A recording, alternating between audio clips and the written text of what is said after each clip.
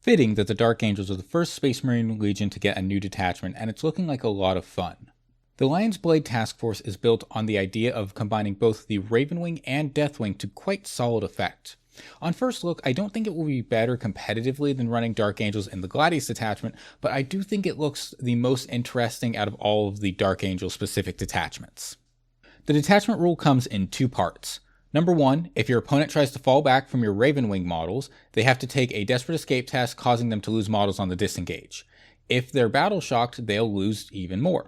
Number 2, your Deathwing units gain 2 inches to their charge if the target that they're charging is within engagement range of a Ravenwing unit.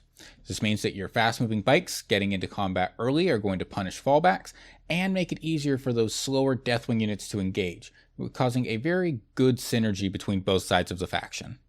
The enhancements are also looking pretty solid. You have mid-game redeploy from Fulgus Magna, which has great synergy with Deathwing Knights, who can use their Teleport Homer to get a free rapid ingress to the other side of the board, and with the detachment rule, you can get a 7-inch deep strike charge if you have Ravenwings engaging something before the Knight's charge. Lord of the Hunt also plays nicely into what the detachment wants to do, as your opponent can't lock up your bikes who are going so far forward with some kind of trash to deny you valuable Deathwing charges or valuable Desperate Breakouts from your opponent. The stratagems aren't lacking either. Strength and Unity can potentially give a unit -1 to hit and -1 to wound in melee if you have a Deathwing and Ravenwing unit in combat.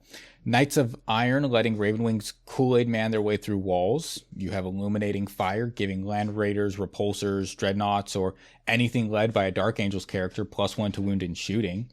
And Escapable Wrath punishing enemy fallbacks even harder than they normally would be based on your detachment rule. Check in the comments below for purchase orders up to a 2,000 point army.